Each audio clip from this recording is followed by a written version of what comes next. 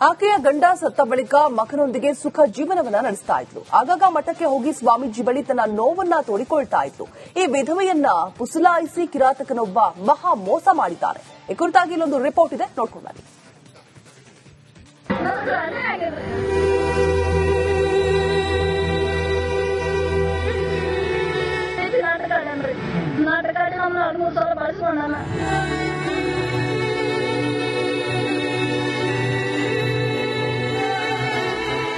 ಬದುಕಿಗೆ ಆಸರಿಯಾಗಿದ್ದ ಗಂಡ ಬದುಕಿಲ್ಲ, ಬಾಳು ಕೊಡ್ತೀನಿ ಅಂತ ಬಂದವನು ಜೊತೆಯಲ್ಲಿಲ್ಲ.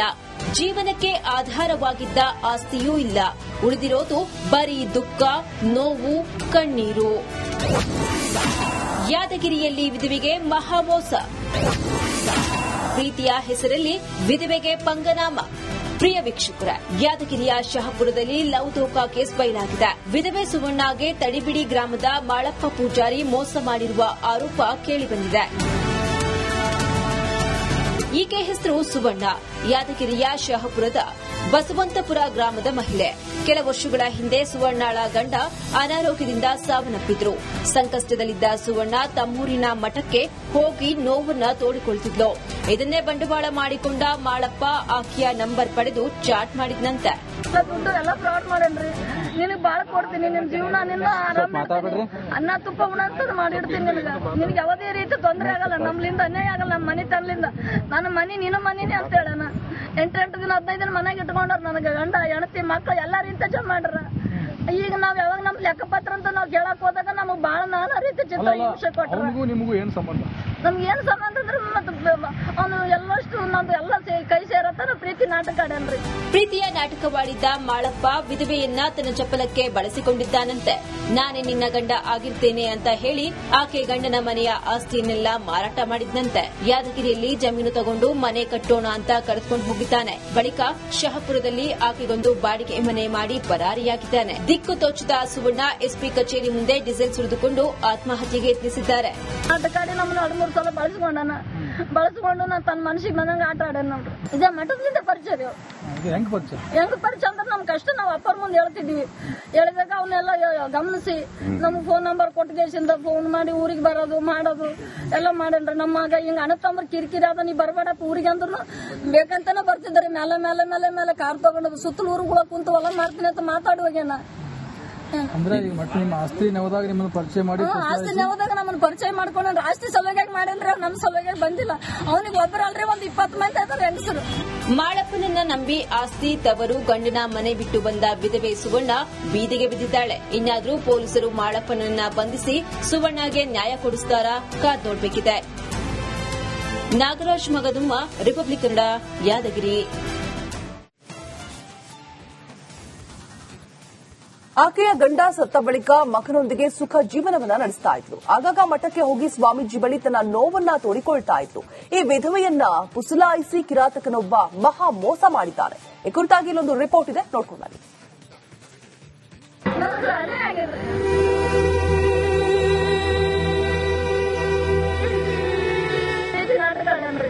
ನಾಟಕಾಡಿ ನಮ್ಮನ್ನ 2-3 ಸಲ ಬಳಸ್ಕೊಂಡ.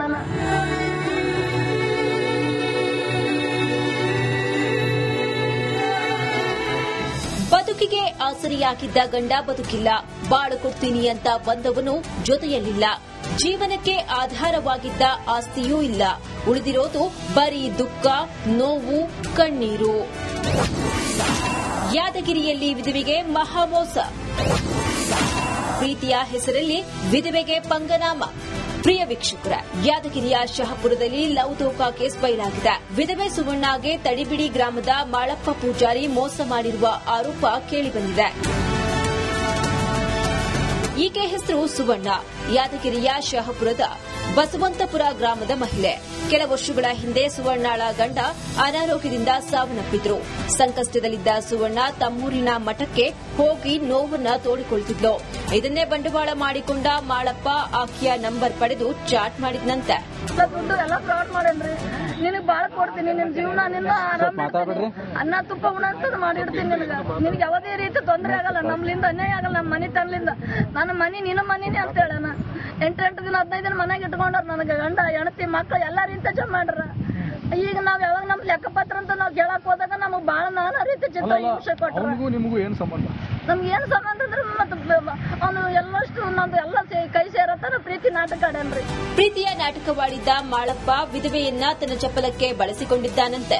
ನಾನೇ ನಿನ್ನ ಗಂಡ ಆಗಿರ್ತೇನೆ ಅಂತ ಹೇಳಿ ಆಕೆ ಗಂಡನ ಮನೆಯ ಆಸ್ತಿಯನ್ನೆಲ್ಲ ಮಾರಾಟ ಮಾಡಿದ್ನಂತೆ. ಯಾದಗಿರಿಯಲ್ಲಿ ಜಮೀನು ತಗೊಂಡು ಮನೆ ಕಟ್ಟೋಣ ಅಂತ ಕರೆದುಕೊಂಡು ಹೋಗಿದ್ದಾನೆ. ಬಳಿಕ ಶಹಪುರದಲ್ಲಿ ಆಕೆಗೊಂದು ಬಾಡಿಗೆ ಮನೆ ಮಾಡಿ ಪರಾರಿಯಾಗಿದ್ದಾನೆ. ದಿಕ್ಕು ತೋಚದ ಸುವರ್ಣ ಎಸ್ಪಿ ಕಚೇರಿ ಮುಂದೆ ಡೀಸೆಲ್ ಸುರಿದುಕೊಂಡು ಆತ್ಮಹತ್ಯೆಗೆ ಯತ್ನಿಸಿದ್ದಾರೆ.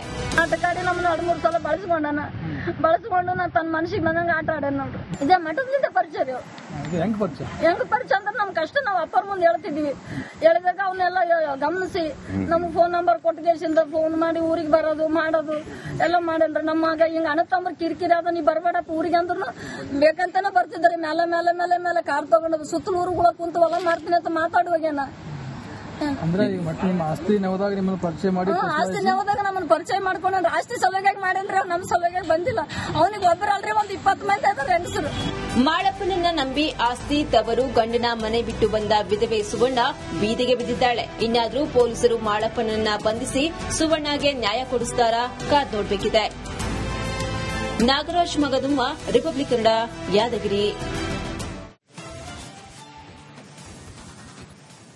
ಆಕೆಯ ಗಂಡ ಸತ್ತ ಬಳಿಕ ಮಗನೊಂದಿಗೆ ಸುಖ ಜೀವನವನ್ನ ನಡೆಸ್ತಾ ಇದ್ರು. ಆಗಾಗ ಮಠಕ್ಕೆ ಹೋಗಿ ಸ್ವಾಮೀಜಿ ಬಳಿ ತನ್ನ ನೋವನ್ನ ತೋಡಿಕೊಳ್ತಾ ಇತ್ತು. ಈ ವಿಧವೆಯನ್ನ ಪುಸಲಾಯಿಸಿ ಕಿರಾತಕನೊಬ್ಬ ಮಹಾ ಮೋಸ ಮಾಡಿದ್ದಾರೆ. ಈ ಕುರಿತಾಗಿ ಇಲ್ಲೊಂದು ರಿಪೋರ್ಟ್ ಇದೆ, ನೋಡ್ಕೊಂಡು ಬನ್ನಿ.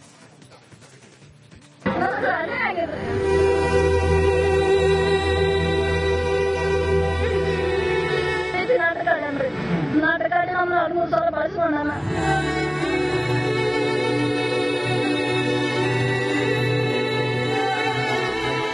ಬದುಕಿಗೆ ಆಸರಿಯಾಗಿದ್ದ ಗಂಡ ಬದುಕಿಲ್ಲ, ಬಾಳು ಕೊಡ್ತೀನಿ ಅಂತ ಬಂದವನು ಜೊತೆಯಲ್ಲಿಲ್ಲ.